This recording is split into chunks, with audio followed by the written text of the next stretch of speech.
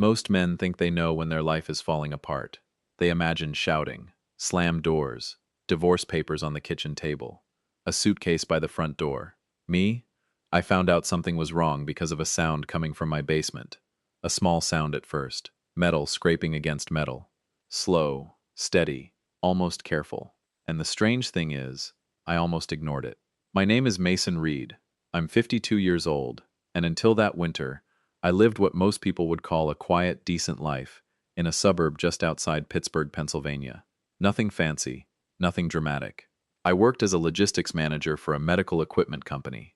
I kept track of shipments, delivery schedules, inventory numbers, and all the boring little details that keep a business running. I was good at my job because I liked things simple, ordered, predictable. That was me. I paid my bills, mowed my lawn, changed the oil in my truck, waved to the neighbors, kept my head down and stayed out of trouble. I was not the kind of man people whispered about. And my wife, Natalie Reed was the kind of woman people noticed the moment she walked into a room. She was smart, polished, calm in a way that made other people trust her. She worked as a real estate agent, and she had this gift for making everything sound reasonable, even when it wasn't. She could smile through bad news. She could soften a hard conversation. She could look someone straight in the eye and make them believe they were safe. I used to admire that about her. We had been married for 16 years. 16 years of birthdays, mortgage payments, quiet dinners, weekend errands, and those little routines you stop questioning because they feel like proof of love. Natalie handled our finances because she was better with numbers. At least, that's what I told myself. She paid the bills, balanced the accounts, tracked the savings, and kept everything organized. I never questioned it. Why would I? The lights stayed on, the house stayed warm, the bank app looked normal when I checked it. And Natalie always had an answer before I even knew there was a question. To everyone around us, we were stable. No loud fights, no public drama, no messy secrets. Just Mason and Natalie Reed. A normal couple in a normal house on a normal street. Then came that Monday in mid-January. Natalie had flown to Nashville for a real estate conference. She kissed me goodbye in the kitchen, told me not to eat cereal for dinner every night, and laughed when I said I wasn't making any promises. I watched her car pull away, thinking I had 3 peaceful days ahead of me. Just me, the house, some leftovers in the fridge, and the kind of quiet a married man rarely gets. For a few hours, that's exactly what it was. Peaceful. Then the furnace started making that sound. Scrape, pause, scrape, pause. I stood at the top of the basement stairs, coffee mug in my hand, listening, and I remember thinking, that doesn't sound like a furnace. It sounded like something down there was trying to get my attention. I didn't know it yet, but that sound was not an accident. It was the first move in a plan someone had been building around me for years, and the person who knew exactly how to destroy me was the woman I had trusted most. At first, I told myself it was nothing, just the furnace. That's what people do when something feels wrong, but they are not ready to admit it yet. They give it a normal name, they explain it away, they make it smaller. So that's what I did. I stood at the top of the basement stairs with my coffee mug in one hand, listening to that sound come up through the floorboards. Scrape, pause, scrape, pause. It was not loud. That was the part that bothered me. Loud noises are easy to understand. A bang, a crash, a clatter, those make sense. Something breaks, you fix it. But this was steady, careful, almost patient. Outside, Pittsburgh was locked in the kind of January cold that makes every old house complain. Pipes knock, wood shifts, furnaces groan like tired old men. So I told myself the heating system was just struggling. Still, I did not like the way that sound made the house feel. Natalie was in Nashville for her real estate conference. The house should have felt peaceful, empty, maybe. A little too quiet, but peaceful. Instead, it felt like something was waiting downstairs. I called Pete Holloway, the HVAC guy we had used once before. Local man, friendly enough. The kind of guy who showed up in a work van with coffee stains on his shirt and a flashlight already clipped to his belt. He got there a little before noon. Probably the blower motor, he said after I described the noise. Old furnaces love to make expensive sounds. I laughed because that was easier than saying the truth. The sound was making me nervous. Pete grabbed his tool bag and headed down to the basement. I stayed upstairs and started making another cup of coffee, mostly to give my hands something to do. For the first few minutes, I could hear him moving around down there. A toolbox opening, a panel coming loose, a few footsteps across the concrete floor. Then it went quiet. Too quiet. I was about to call down and ask if everything was all right when my phone buzzed on the kitchen counter. It was a text from Pete. "Did you know there's a locked door behind your old storage shelves?" I read it twice, then a third time. A locked door? I had lived in that house for more than 12 years. I had painted walls, replaced outlets, cleaned out corners, stored Christmas decorations, old tax boxes, broken lamps, everything a man keeps because he thinks he might need it someday. There was no locked door in my basement. I typed back, "What door?" His reply came almost immediately. "The one behind the metal shelves. And Mr. Reed, I think I hear breathing behind it." For a few seconds, I just stood there, coffee dripping into the pot, phone in my hand, my own kitchen suddenly feeling unfamiliar around me. Then I went down the stairs. Not fast at first. I think some part of me still wanted this to be a misunderstanding. Maybe Pete had found an old service panel. Maybe the sound was air moving through the vents. Maybe we were both letting the cold and the quiet mess with our heads. But when I reached the basement floor, Pete was standing near the back wall. The big metal storage shelves had been pulled away just enough to reveal something behind them. A door, plain, gray, almost the same color as the wall, hidden so well that if those shelves were pushed back into place, you would never know it existed. And on that door were 4 heavy locks, all on the outside. That was when the room seemed to tilt around me, because locks on the outside of a door do not protect a room. They trap whatever is inside. Pete looked at me, and for the first time since he had arrived, he was not smiling. "I already called the police," he said quietly. I nodded, but I could barely hear him, because behind that door, faint, slow, and steady, something was breathing. The police got there faster than I expected. Maybe 10 minutes, maybe less. But when you are standing in your own basement, staring at a hidden door with 4 locks on the outside, 10 minutes feels like an entire winter. Pete stayed a few steps behind me, his phone still in his hand. He had gone quiet. And honestly, I was grateful for that, because I did not know what either of us could have said. There was still that sound behind the door. Slow breathing, faint, steady, not loud enough to be dramatic, just loud enough to make every hair on the back of my neck stand up. 2 officers came down first, followed by a third. They asked me the normal questions. Was this my house? Yes. Did I know this room was here? No. How long had I lived there? More than 12 years. Had anyone else been in the house recently? My wife was out of town. Other than Pete, no. I could hear my own answers coming out of my mouth, but they sounded strange to me. Thin, almost useless. Because every answer made the situation feel worse. One of the officers stepped closer to the door and listened. Then he looked back at the others. Nobody said much after that. They told Pete and me to stand back. One officer took pictures of the locks. Another checked the frame. Then they brought out a cutter and started removing them one by one. The first lock hit the concrete floor with a heavy clank. Then the second. Then the third. By the time the 4th lock dropped, my mouth was completely dry. I kept thinking there was going to be someone behind that door. Someone scared. Someone hurt. Someone who would look at me and ask why I had not found them sooner. But when the officer pulled the door open, there was nobody there. No person, no mattress, no food, no blanket, nothing. Just an empty concrete room with a bare light bulb above it, and a floor so clean it looked like somebody had swept it right before we opened the door. For a second, nobody moved. The breathing was still there. That was the part that made my stomach drop. The room was empty, but something was still breathing. Then one of the officers pointed to the far corner. There was a small Bluetooth speaker sitting on the floor. Beside it was a cheap prepaid phone with a cracked screen. The officer picked it up carefully with gloves, looked at it, and said the words, "I still remember." This was activated recently. I asked what he meant, even though I already knew I would not like the answer. He said the phone had triggered the speaker only minutes earlier. Minutes. Not days, not weeks. Minutes. That meant someone had known Pete was in the basement.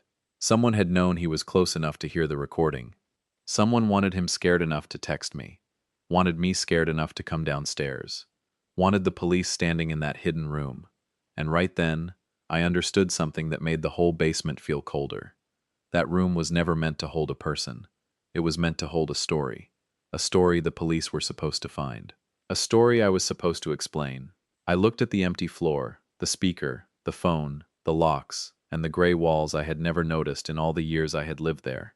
And for the first time, I had the sick feeling that none of this was happening to me by accident. Someone had built a stage inside my house, and somehow, I had just become the main character. At first, I thought the police believed me, or maybe I just needed to think that. When they found that hidden room in my basement, the officers spoke to me like I was the homeowner, the man who called for help. The confused husband standing in his own house, trying to understand how a locked room could exist behind storage shelves he had walked past for more than a decade. They asked simple questions. How long had I lived there? Who had access to the basement? Was my wife home? Had I noticed anything strange before that day? I answered everything as clearly as I could. No, I did not know the room was there. No, I had never seen that door. No, I did not put those locks on it. No, I had no idea where the phone or speaker came from. And every time I answered, I could feel the truth becoming harder to explain. Because the problem with telling the truth in a situation like that is simple. The truth sounds impossible. A hidden room in my house? A recording of breathing? A burner phone? 4 locks on the outside of a door I claimed I had never seen? Even as I said the words out loud, I could hear how they sounded. Like a bad excuse. Like a man trying to stay ahead of something. One of the officers told me a detective would follow up. He said it gently, like it was routine. But there was something in his eyes that stayed with me. Not accusation exactly. Not yet. But caution. And caution, when it is pointed at you, feels a lot like suspicion. 2 days later, Detective Erin Walsh came to my house. She was calm, professional, and careful with every word. The kind of person who could ask a question softly and still make you feel like there was nowhere to hide. We sat at my kitchen table, the same table where Natalie and I had eaten dinner hundreds of times. The same table where we had paid bills, planned vacations, and talked about replacing the back fence. Detective Walsh opened a folder and asked me if I had ever rented a storage unit in Monroeville. I almost laughed. Not because it was funny, because it was so far from anything I expected her to ask. No, I said. I've never rented a storage unit in Monroeville. She watched my face. Then she slid a copy of a rental agreement across the table. My name was on it. Mason Reed. My phone number. My address. And at the bottom, a signature that looked close enough to mine to make my stomach tighten. I stared at it, waiting for my brain to find the mistake. Wrong middle initial. Wrong number. Wrong street. Something. But everything was right, except I had never signed it. Detective Walsh told me they had already opened the unit. Inside, they found women's clothes, a handbag, receipts, a prepaid debit card connected to an account that appeared to trace back to me. Then she showed me the photograph. A woman in her 30s, brown hair, a soft smile. The kind of picture someone might have taken on a normal afternoon, before her life became a question in a police file. Her name is Megan Cole, Detective Walsh said. She was reported missing 9 days ago. I looked at that photo and felt the room go quiet around me. I don't know her, I said, and I meant it. I had never seen that woman before in my life. But Detective Walsh did not look relieved. She did not look surprised. She just looked at me the way people look at a locked door when they are trying to decide what might be behind it. That was the moment I understood. I was no longer just the man who found something strange in his basement. I was the man whose name was on the paperwork. The man whose number was in the records. The man connected to a missing woman I had never met. And for the first time in my life, I realized how terrifying it is when the evidence starts telling a story you did not write. I told Detective Walsh the truth.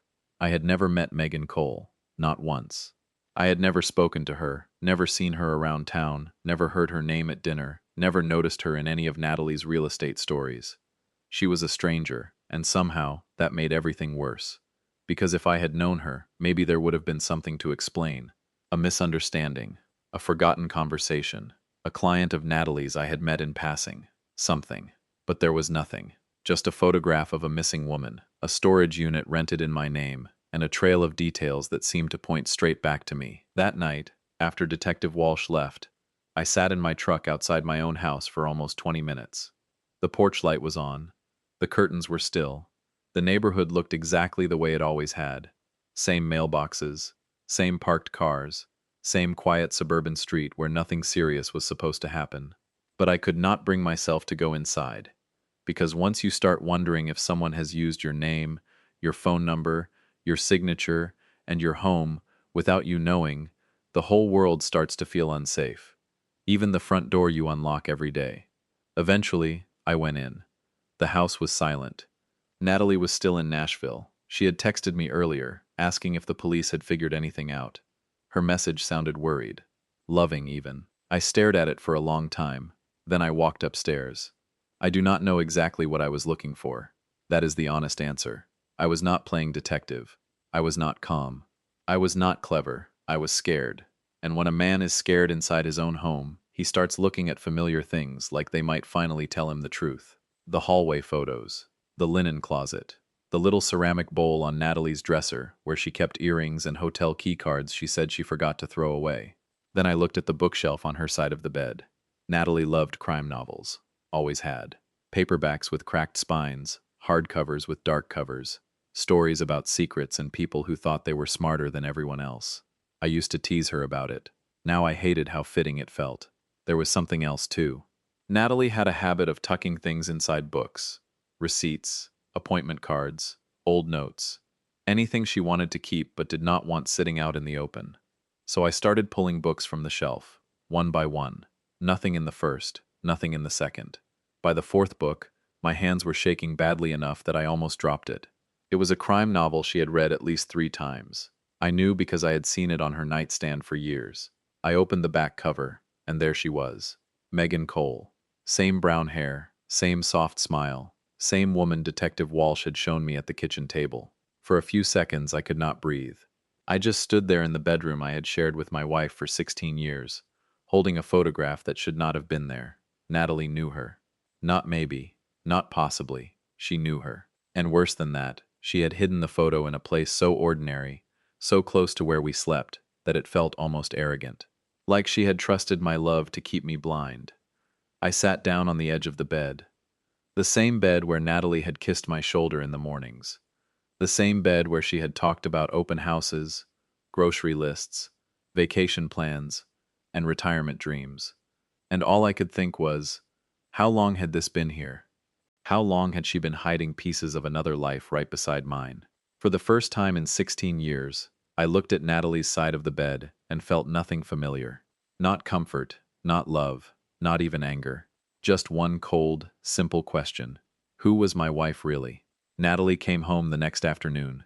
She changed her flight out of Nashville and told me she could not stand the thought of me being alone in the house after everything that had happened.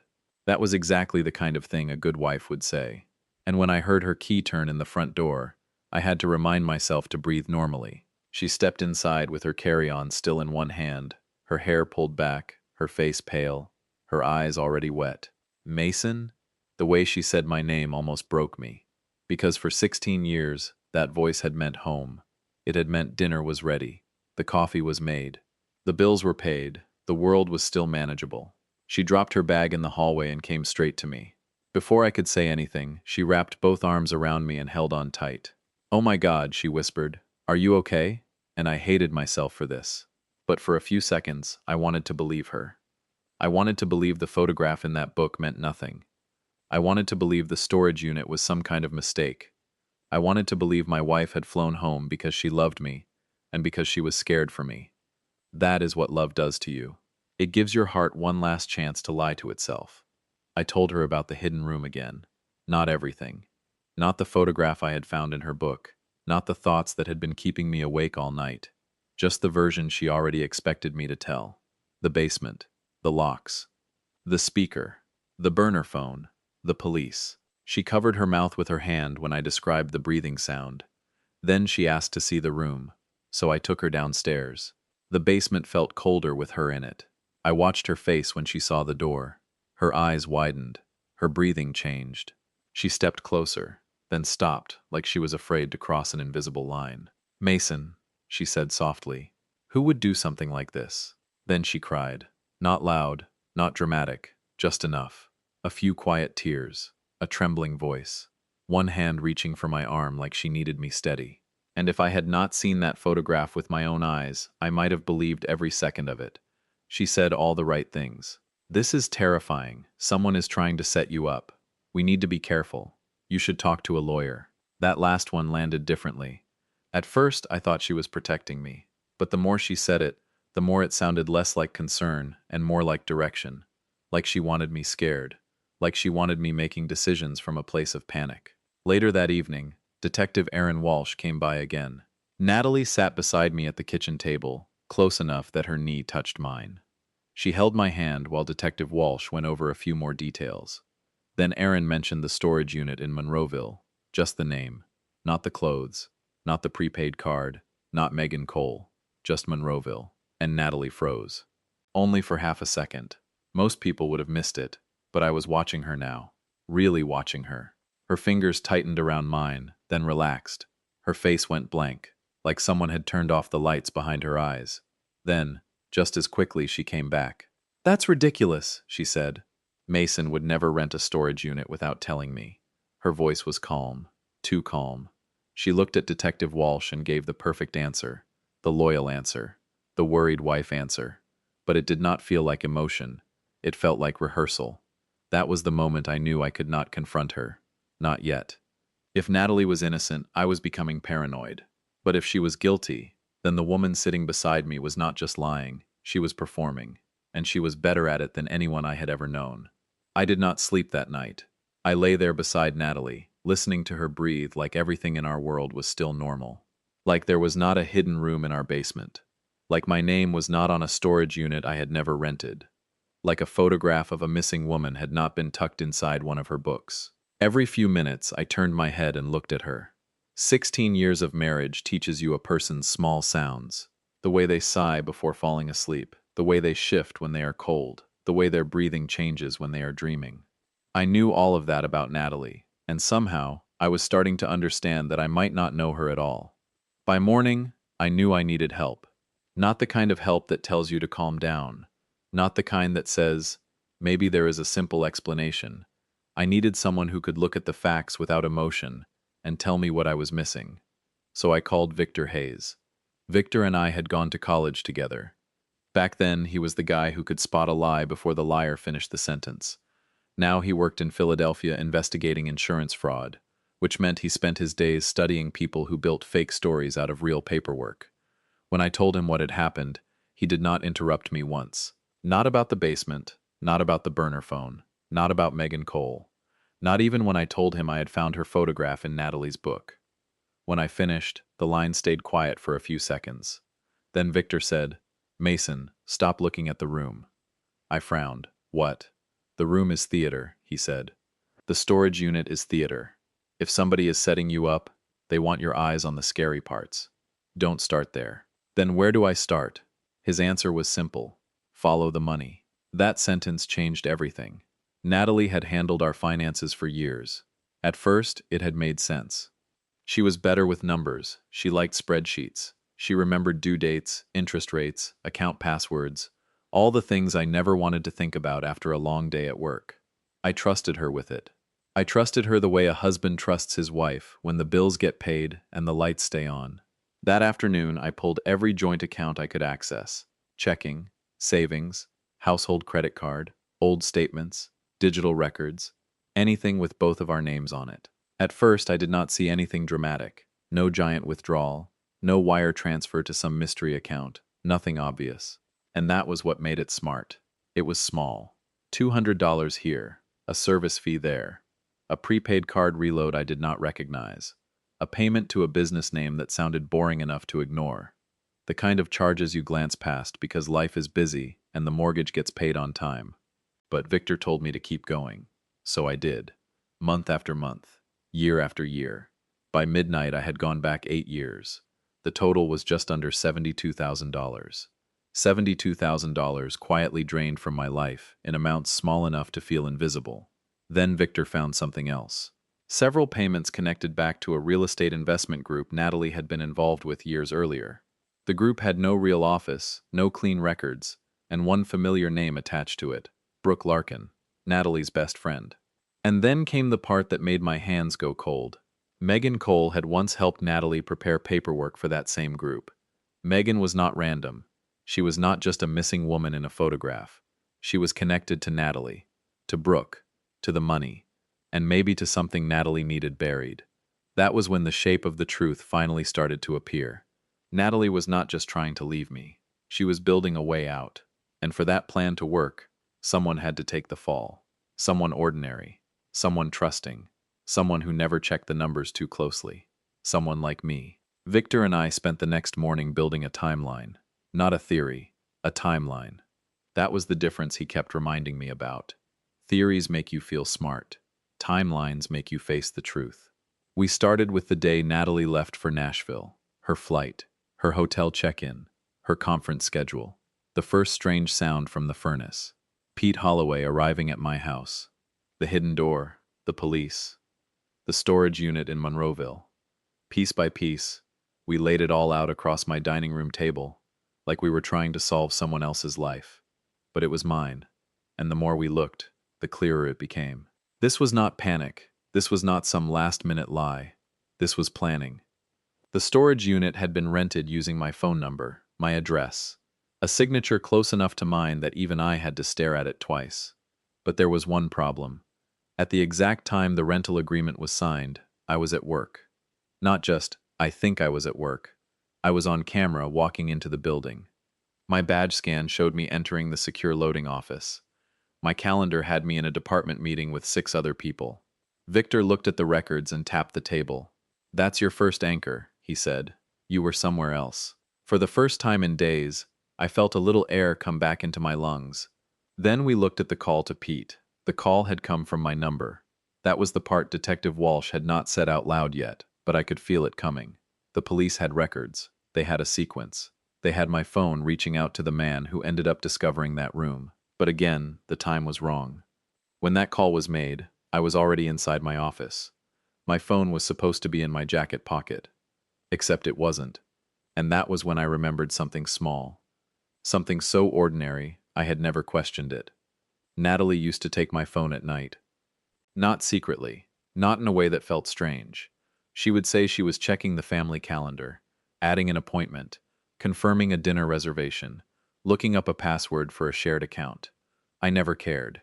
She knew my passcode. Of course she did. She was my wife. She knew my schedule, my habits, my signature, the way I answered texts, the way I wrote my name when I was tired, the way I trusted people I loved. Victor sat back in his chair and said, "Mason, she did not need to break into your life. You handed her the keys years ago." I wanted to argue with him. I wanted to say Natalie would never do something like that. But the words would not come. Because the basement was starting to make sense now. The furnace noise had not been random. Natalie could have used a small device, something attached just long enough to create that scraping sound, then removed before anyone looked too closely. The hidden room was not meant to hide a person. It was meant to suggest one. The locks, the breathing recording, the burner phone, the timing. It all pointed me toward one conclusion before I was ready to reach it. And the storage unit was the second layer. Women's clothes, a handbag, receipts, a prepaid card. Megan Cole's photograph. Enough to make the police stop asking what happened in my house and start asking what I had done to her. That was the genius of it. Natalie had not built one lie. She had built a whole world around me. A world where every detail sounded impossible when I tried to explain it. A world where the truth looked weak and the lie had paperwork. I sat there staring at the timeline, and I finally understood what I was up against. My wife had not just framed me, she had studied me. And then she used everything I trusted against me. The hardest thing I have ever done was not yelling, not slamming a door, not looking Natalie in the eye and asking her what kind of person spends years building a trap around her own husband.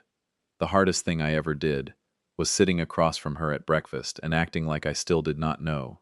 She poured coffee like she always did, asked if I wanted toast, reminded me there was laundry in the dryer, normal things, married things. And I sat there with a quiet storm in my chest, nodding along like I was just tired, like I was confused, like I was still the same trusting man she thought she had fooled. But I knew better now. I knew my name had been used. I knew my phone had been used. I knew Megan Cole was connected to Natalie, to the money, and to something much bigger than a hidden room in the basement. Still, I could not confront her. Victor made that clear. "You are still a suspect," he told me over the phone. "If you run to the police with half a story, It may sound like panic. If you accuse Natalie without proof, she gets warned. And if she gets warned, she goes quiet. He was right. Natalie was careful. Too careful. If I made one emotional move, she would see it. She would change her plan. She would start covering tracks I had not even found yet. So I did the one thing she never expected from me. I waited. Victor said every plan has a weak point. Not because people are stupid, but because people trust somebody they should not. Natalie's weak point was Brooke Larkin. Brooke had been Natalie's best friend for years. They took weekend trips together, shared long phone calls, and worked on those real estate deals that never quite made sense to me at the time. Back then, I thought Brooke was just another polished woman in Natalie's circle. Now I saw her differently. She was a loose thread. So I hired Frank Mercer. Frank was a retired Pittsburgh detective who had become a private investigator. He had the calm, tired voice of a man who had heard every lie twice and believed almost none of them. I told him everything. The basement, the storage unit, the money, Megan's photograph, Brooke. Frank listened, asked a few sharp questions, and then said, "We do this clean. Nothing sloppy. Nothing that gets thrown out later." That mattered. I did not want revenge that looked reckless. I wanted the truth to stand on its own. Frank found Brooke 3 days later, and just like Victor suspected, she was scared. Not scared of me, scared of Natalie. Brooke had started to realize that if the whole thing collapsed, Natalie would not protect her. Natalie would use her, blame her, leave her holding the ugliest pieces of the story. Frank did not threaten her, he did not corner her. He simply showed her enough to understand the direction things were moving. And Brooke made a choice. Under the guidance of an attorney, she agreed to make a legally recorded phone call to Natalie. I was not in the room when it happened. I sat in Frank's office with my hands folded, staring at a wall clock that seemed determined to move as slowly as possible. Brooke called Natalie and made her voice shake.